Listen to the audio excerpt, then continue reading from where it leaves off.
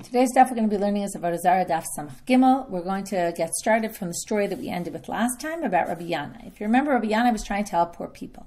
And what did he do? He took their produce in the Shemitah year and returned them new produce. He took a loan, basically. He said, loan me your produce in the Shemitah year to basically save them from having to get rid of all their extra produce.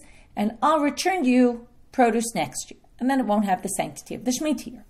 To which the rabbis were a little bit, they came and they said to Rabbi Yochanan, is this okay? And Rabbi Yochanan said, yes, it's fine. And it works just like the etnan. And we ended with a case where we actually talked about two parts to it. Really, one part is the real comparison.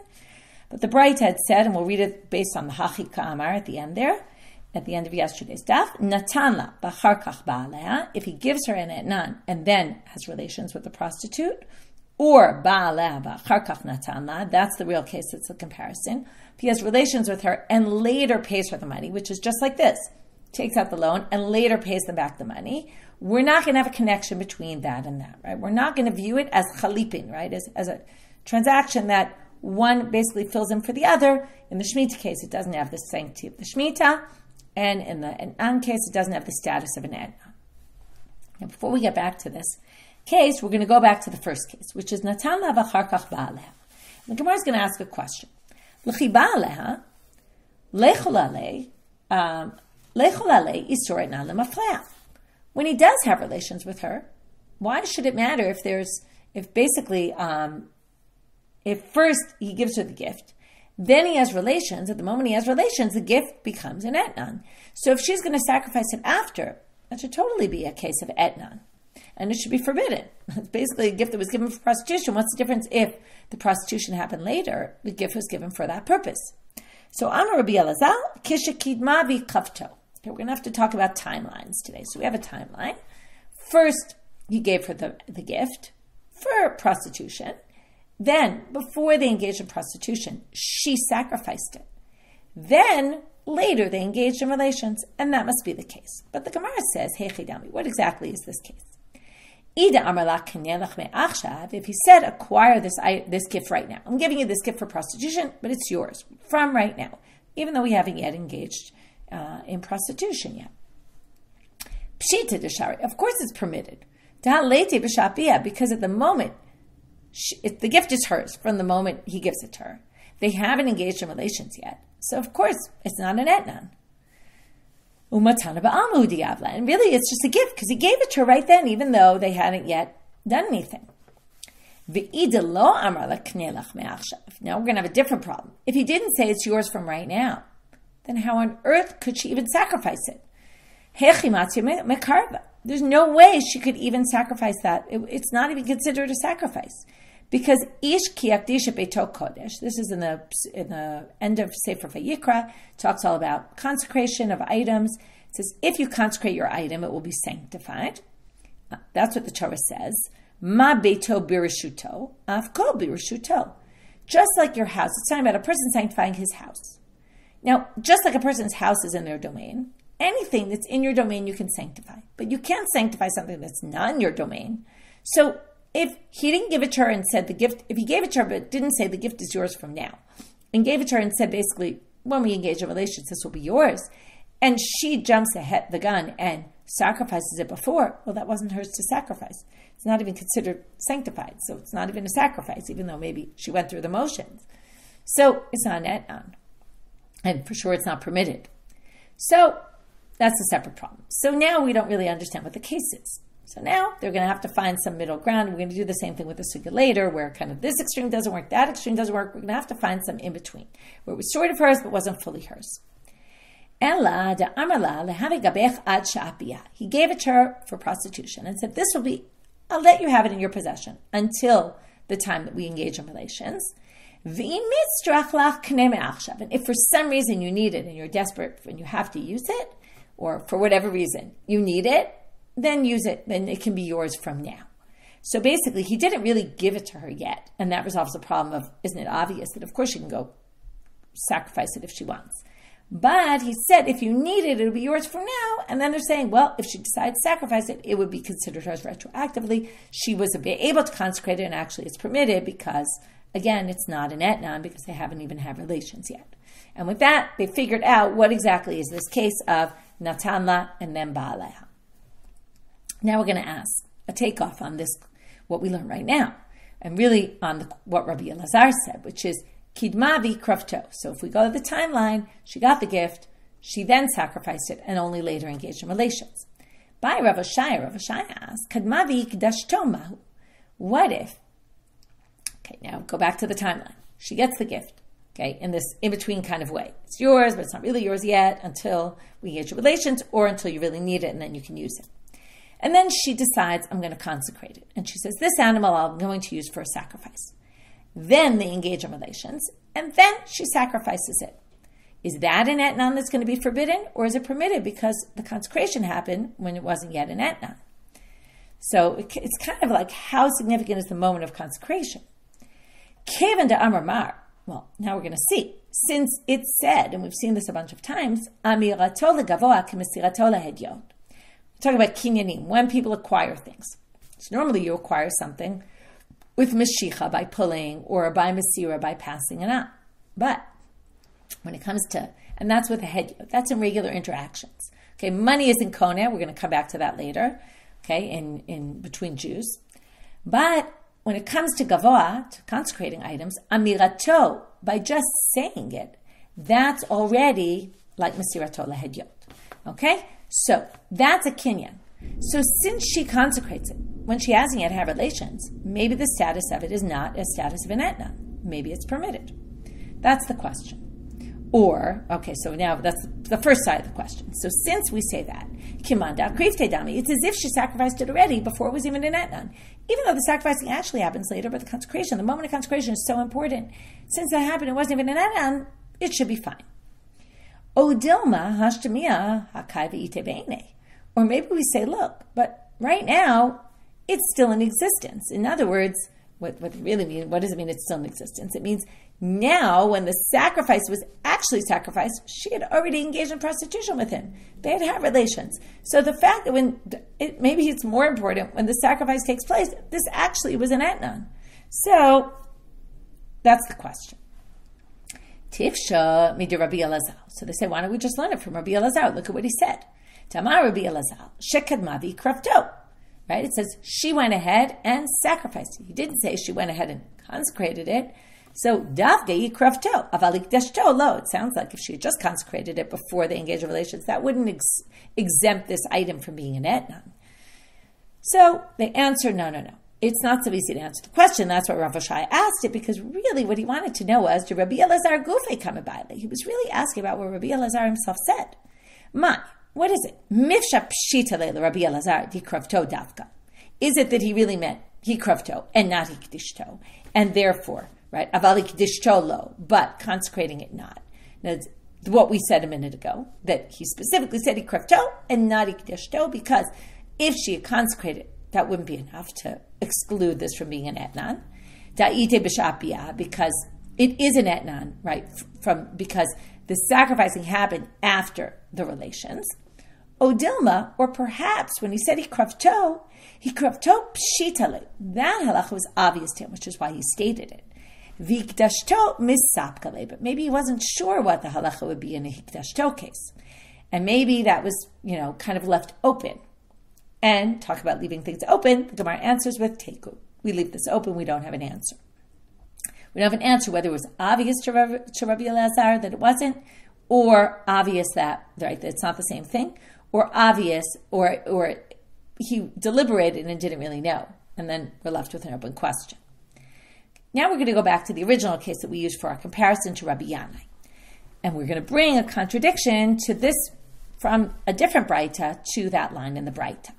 Ba'aleha v'acharkach natan le etnena mutal. If he has relations with her, then later pays her the gift, then the enan is mutal. It's permitted because time elapsed, and we don't view one as kind of what the commentaries use the language of chalipin of the other. It's not a complete exchange because it was given much later.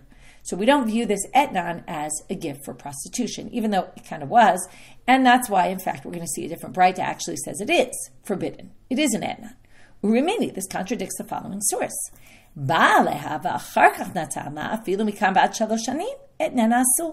he has relations with her, then gives her the gift, even if the gift was given even up to 3 years later.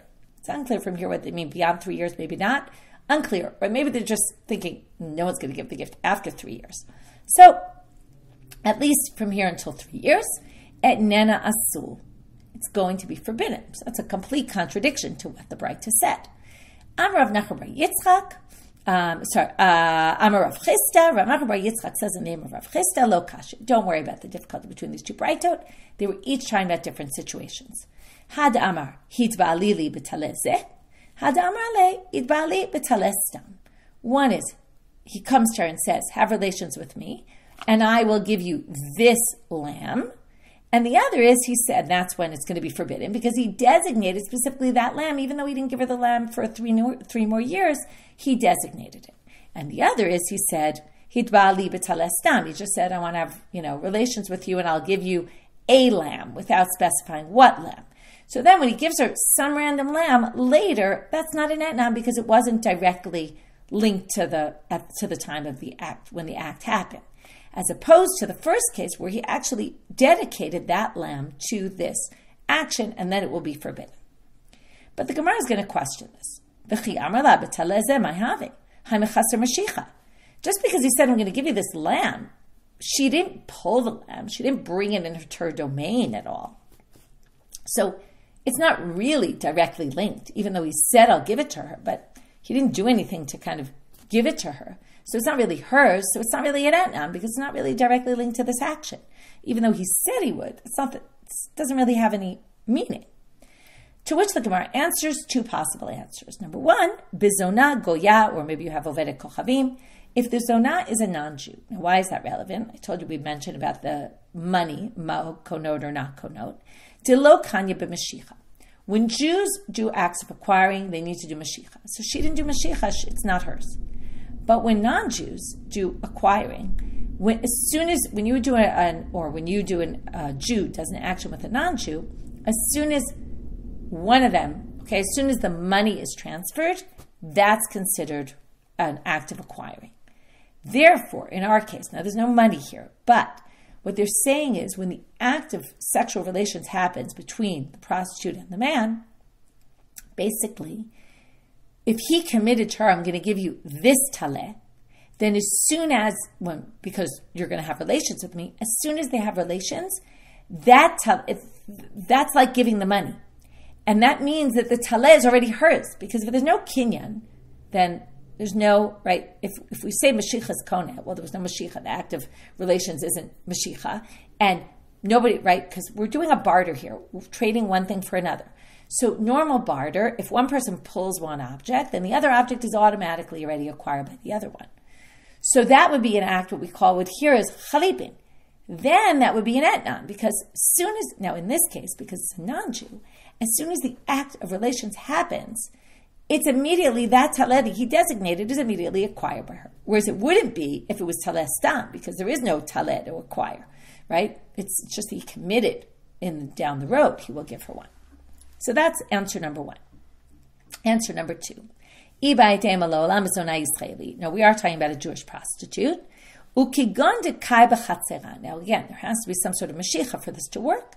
Well, it's in her courtyard. Now, things in your courtyard, if you remember, your chatzar is like your hand, and your chatzar can acquire things. So since he said with this taleh, and the taleh was in her courtyard, and he designated that one, it becomes hers. And again, why does it matter? As soon as it becomes hers, it's basically like she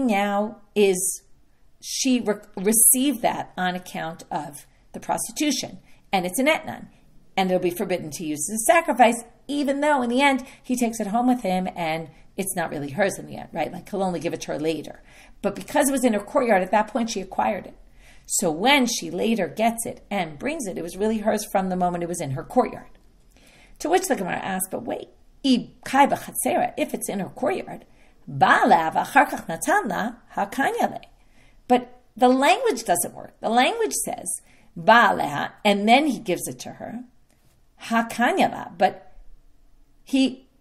but he acquired it, and she acquired it. It's not after he gave it to her, she acquired it right now. So what do you mean after he gave it to her? To which they answer, lo tzricha. Deshavya nila apotiki. Now, what the Gemara is troubled with is, if it's really hers at that moment, then it's hers. Like, there's nothing to discuss. Even if he takes it home and brings it back, it's hers. So, of course, when she gets it later, it's hers. So it would have to be something intermediary, just like before. We had to find some middle position, middle situation to explain it. Lo tzricha deshavya nihala apotiki. He said, this will be an apotiki for you. Now, before we thought, he said, this lamb is going to be your payment. Now we're going to say, not exactly. This lamb is an apotiki. What's an apotiki? Well, generally, if I take out a loan, and then I say, listen, I'm going to pay you back for this loan from this. And what it really means is, right, an apotiki, if I make it an apotiki, what it means is if I don't pay you for something else, then this will be what you can collect from it. It's a way of sort of guaranteeing you that I'm going to give you something. So, if he made it an apotiki, meaning, to Amrla, he said to her, if I give you money for the prostitution until the following date, great. Vilo, shakle betnanech. And if not, then keep this lamb and it will be your etna. And that's why it's this in between, because it's not exactly hers, but it's likely, it could be hers. And he was in her courtyard, so we come up with this in between position where we can explain why this really is an etna, and it was in her possession, because it was in her possession already from the beginning, even though it wasn't 100% clear it was going to be hers. And that's why we end up with this case. So that was all to resolve this braita, where it had the same halacha as our braita, but the same, not the same halacha, the same case, but came to a totally different conclusion. In our braita, it said it was permitted. The second braita we saw said it was forbidden. So we had to say that that one was one where, again, he said this lamb as opposed to, I'll pay you a lamb. Okay, and once he becomes very specific about a certain item, and then we had to say either she was Zona Goya or it was in her courtyard, there has to be some sort of kinyan, otherwise even talezeh wouldn't work, to make it an etna. Okay, now we go back to the case of Rabbi Yanai and the poor people. And Mativ Rav Shesha. Rav Shesha brings a difficulty on Rabbi Yanai from the following braita. Omer Adam lachamarav ulepoalav. Okay, I have workers who are working for me, and I go to the workers, and I have to pay their lunch. So what do I tell them? L'chu ve'ichlu b'dinar zeh. Take this money, and you guys can go buy yourselves food. Here's your food allowance. Tzu shtu b'dinar zeh. Go out and eat, go out and drink with this money. Ve'eno choshesh, and I don't have to worry, turning out I'm a bet, lo mishum shvi'i, lo mishum ma'aser, v'lo mishum yanesach. Now Rashi tells us on the previous Amud, I just turned the page, but before that, if you don't just turn the page back, Rashi says, Ovdei kochavim u'ramei ha'aretz. I have workers who are either idol worshippers or they're ramei ha'aretz. They don't keep mitzvot, certain mitzvot very well. I don't have to worry, not that they're going to go and buy Shemitah produce, which is forbidden to do business with Shemitah money, with Shemitah produce. I don't have to worry they're going to buy stuff that's not meisered and eat it without meisering it. Right? Those are really more issues for the Am Haaretz. And I don't have to worry because of Yei Nesach, that if they're idol worshippers, that they're going to go buy Yei Nesach. It's not my problem because I give them money and they do with their food allowance whatever they want. However, Im Amar Lahem, Tzu v'ichlu v'ani poreah, go to the store, buy whatever you want, but you don't have money. I'll pay the money later. Okay? Go out and eat and ani poreah. I'll pay them, the guy later. Tzu ushtu v'ani poreah. Okay? I'll pay the storekeeper later for your food. Go out and eat, go out and drink, and I'll pay the money. In that case, choshesh mishum shvi'it, umishum ma'aser, umishum yanesach. Now, since I'm paying directly for their food, it's a problem. Now, what do you see here? Alma ki kapara. When I pay that later, to make isur kapara, it's as if I bought the forbidden item, even though, right, there was a time distance. Hachanami, why don't we say the same thing with Rabbi Yanai? When he returned the money, ki kapara, to make isur kapara. Right? When he returned the money with the loan, he returned the produce. It was a place of the original produce. It should have the kedusha of the original produce. And we said it doesn't, right? Which would then mean it would have to be destroyed because it was past the time of bior. So how do you reconcile that? Well, we're going to have 4 possible answers here. The first 2 we'll reject, and then we'll have another 2. And the last 2 we're going to end up reinterpreting the case entirely and saying this has nothing to do with Rabbi Yanai, and we didn't understand it properly, and they'll have to change the words of the Braita. So Tirgama Rav Chisda, which really means this was a good question, because there's really no good answer without changing the wording. Tirgama Rav Chisda b'chemvani hamikifo dimishtabele. Rav Chisda says this thing with the store was a case where the store sells things on credit. Why is that relevant? Because when the store sells things on credit, mishtabele, The person who owes the money on credit, this case, it would be me, right, who let my workers go eat there and I owe the money.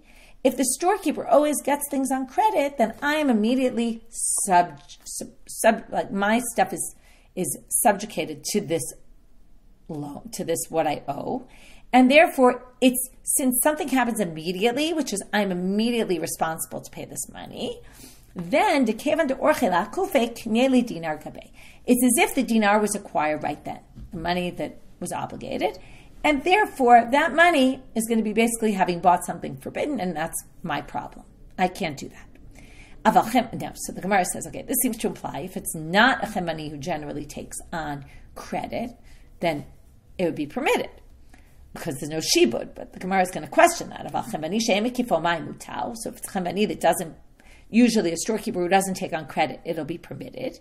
Well, there's going to be two issues with this. Number one, if it's really permitted, if it's a storekeeper that doesn't generally take on credit, sell on credit, well then, well,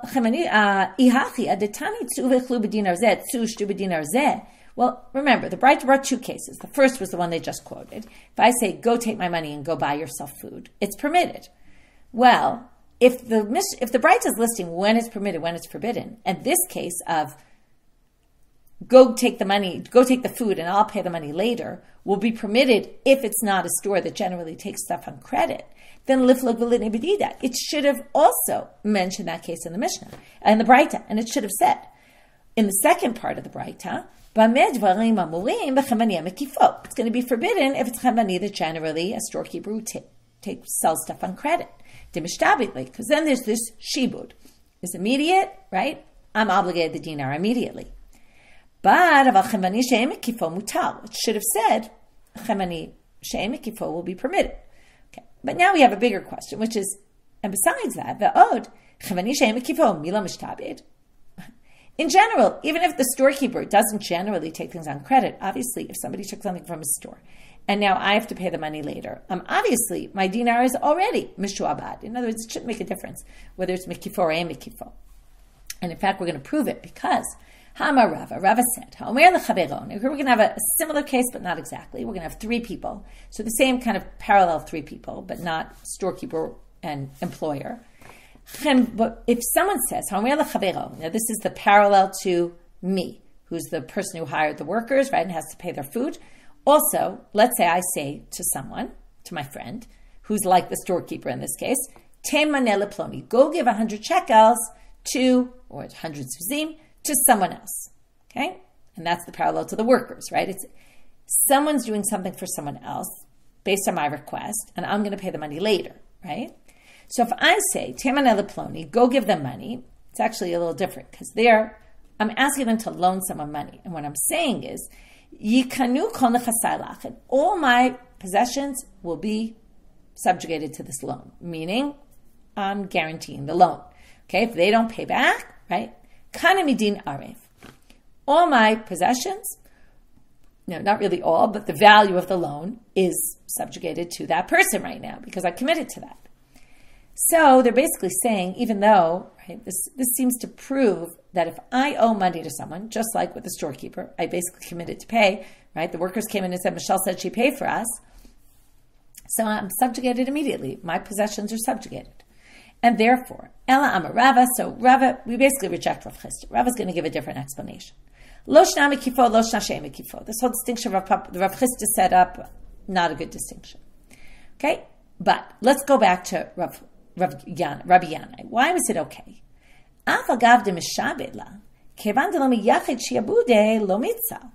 Even though he obviously subjugated his, right, he took out a loan. He said, I promise I'll pay you back. But he didn't say what he's going to pay back with. And therefore, when he pays the produce the next year, they weren't linked to anything, right? All of his possessions in general were, but not so directly, because we knew it was going to come from something, but we didn't know from where. When he decides the next year, this is what I'm paying you back from, this particular produce, it's not chalipin, it's not in place of the other stuff. And that's why it's permitted. But this isn't going to work either. Elahacha amay choshesh, mishum shvi'it, but also in the case of the poalim, it's the same thing. right? When they bought the shvi'it, let's say, and then I later paid the money, it also wasn't clear. There was a shibud, I owed money, but it wasn't clear what money I was going to pay with. So why, when I pay the money, it also shouldn't be chalipin then. It shouldn't be that the shvi'it should be nitfas on my money, and it shouldn't be a problem for me. So that doesn't work either. So now we're going to go to answer number 3. Hacha amarav papa kigon shikdim lo dinar. Okay, like I said before, you might remember, you might not remember, but we're going to now change the case. We're going to say the case isn't what we thought it was. That the workers went, took the food, I paid later. No, I actually paid up front. Okay, it's definitely not what it says, but, okay, and we're going to ask that in a minute. But Rav Papa says, I pay the money first. If I pay the money up front, I can't pay money up front, and then this is a totally different situation. Basically, I'm paying money, then they're taking items that are forbidden items. So I can't do that, right? I can't do schola business with Peirot Shvi'it. I can't buy maaser directly for them that's going to make them sing, because then they're, right, stuff that wasn't maaser and they're going to eat it. And I can't buy yei nesach and give it to them, because then I'm benefiting from yei nesach. So that's the case. Amar Rav Kahana, now comes Rav Kahana and says, look, Amarita l'shmata kamei de Rav Tzvi min Nehardea. I was in front of Rav Tzvi in Nehardea, and I told him exactly what Rav Papa said. Amar li, he said to me, Ihachi, adatane tzu v'echlu tzu shtu ani porea, tzu v'echlu tzu v'shtu v'ani machashev mebaile. Shouldn't say, go out, eat, and I'll pay, which is what the Breita said.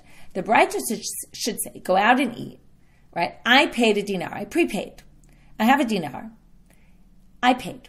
You can go eat whatever you want, and then I'll go back to the storekeeper, and if I owe some money or he owes me money, we'll figure it out. That's mechashev.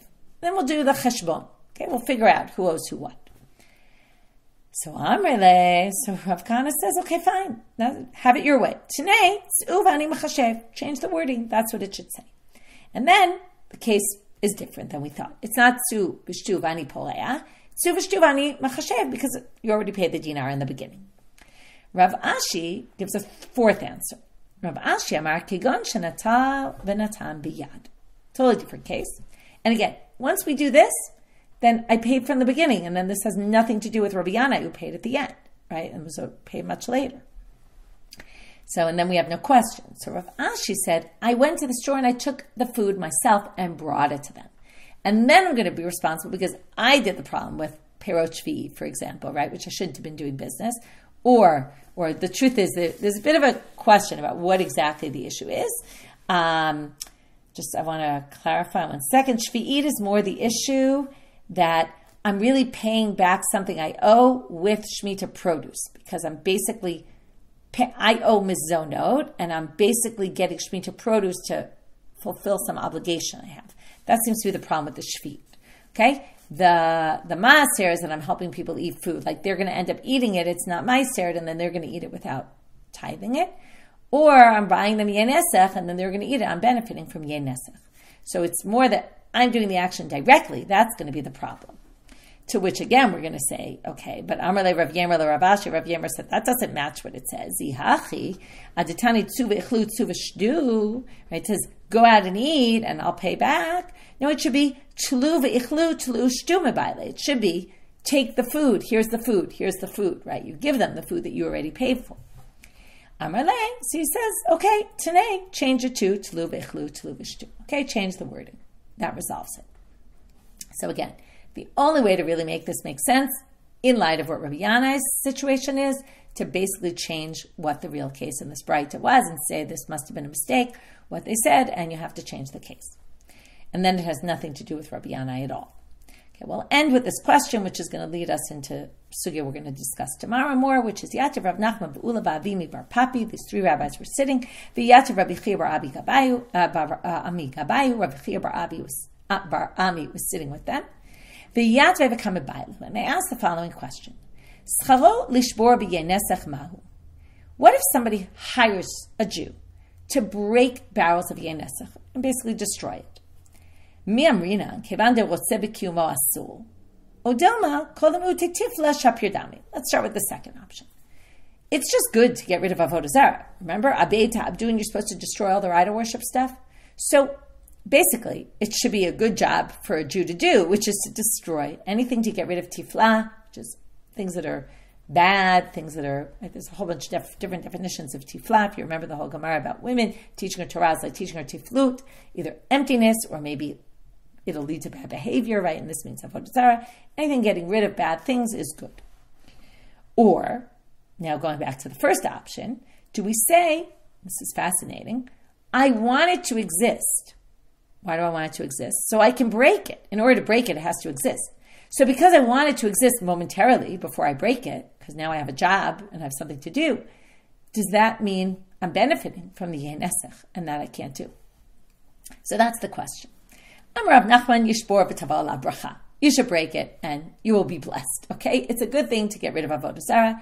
And the next thing the Gemara is going to do, which we'll get into tomorrow, is Lema Masayale. Maybe this source provides a support for Rav Nachman's ruling, this Tanaitic source, and we'll get into that tomorrow. Okay, so with that, we finished for today. Let's just review. We started with Rabbi Yannai's story. From that, we compared it to, because when Rabbi Yochanan said it was okay what he did, he said, and also an etnan in a similar situation is permitted. Then we had the two cases of the etnan, and we went into, the first case, which wasn't really the comparable case, where first they have first he gave her a gift, then they have relations. Why isn't that an etnan? And then we said, well, it must be that she actually sacrificed it in between. And then we said, how could she have done that? And then, what exactly is the case? We had to come up with this in between of how she partly owned it, didn't really own it. It's like he gave it to her, but didn't really, said, if you need it, you can use it, but really it's not yours until we engage in relations. And then she sacrificed it before.